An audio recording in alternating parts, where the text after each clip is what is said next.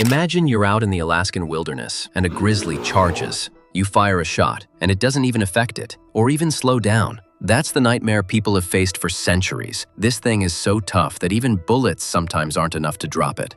Grizzlies are tanks wrapped in fur, built for a life that chews up weaker animals and spits them out. Adult males can push past 1,000 pounds, and yet they can run 35 miles per hour. That's literally a grand piano on legs, moving faster than an Olympic sprinter. And good luck out-muscling one. Grizzlies have been spotted flipping 700-pound rocks just to snack on the insects underneath. Their forearms are so powerful that one swipe could break a moose's back, even though moose are 7-foot-tall forest monsters. Then there's its bite force, which is about 1,200 psi. That means if a grizzly decides to chomp your arm, congratulations, you've just become a human stress ball. But what really makes them scary is the durability. There are hunting records of bears surviving multiple gunshots, including straight through the lungs and still charging. The reason why is because of a combination of thick hide, layers of fat, and a nervous system wired for fight mode. When their adrenaline spikes, pain basically gets put on hold. And despite looking like shaggy boulders, grizzlies are actually great swimmers and terrifying climbers. So the old advice of just climbing a tree only works if you're fine with being an easy snack at eye level.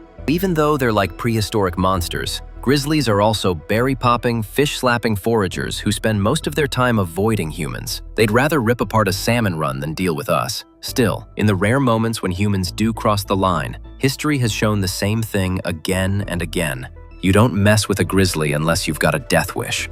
What really sets grizzlies apart isn't just their muscle, it's their brains. These bears remember food sources for years, track seasonal changes, and even adapt hunting strategies depending on where they live. In Alaska, that means staking out salmon runs. In Yellowstone, it might mean stealing wolf kills. They're opportunists, and that's part of what makes them so successful. And if you think one bear is dangerous, try crossing a mother with cubs. Female grizzlies are notorious for flipping the switch from calm to homicidal in seconds. In fact, most serious grizzly attacks on humans come from mothers protecting their young. It doesn't matter if you're a wolf, a moose, or a hiker minding your own business. Once she decides you're a threat, you're already in trouble. Grizzlies also control entire ecosystems without trying. By dragging carcasses into the forest, they spread nutrients into the soil. Their digging turns over earth, aerates it, and plants actually grow better because of them. In other words, these so-called monsters are also the unintentional gardeners of the wilderness.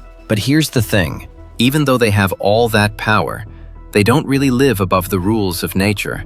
You see, they've always had to adapt, and most of their challenges today come from us. As people build deeper into their territory, food gets harder to find, and the chances of running into humans go way up. Those encounters usually don't end well. Not because the bears are hunting us, but because we forced them into tighter spaces. Though what most people don't realize is that grizzlies don't actually want to fight. Most of the time, they'll warn you off first. They'll bluff charges and snap branches, all ways of saying, back up, before they commit. When a 1,000-pound bear gives you that courtesy, it's less like a mindless monster and more like a calculated survivor making the rules clear. But let's say worst-case scenario. A grizzly charges you. What do you actually do? First off, forget the movies. You're not outrunning one, and you're not fighting one off with a stick. At 35 miles per hour, they'll run you down before you've even cleared the trail. The best tool you've got is bear spray, or a gun to their face, but studies have shown bear spray works better than firearms because the cloud blinds and overwhelms their senses without relying on a perfect shot. Hunters and rangers swear by it. In most encounters, the bear breaks off once the spray hits.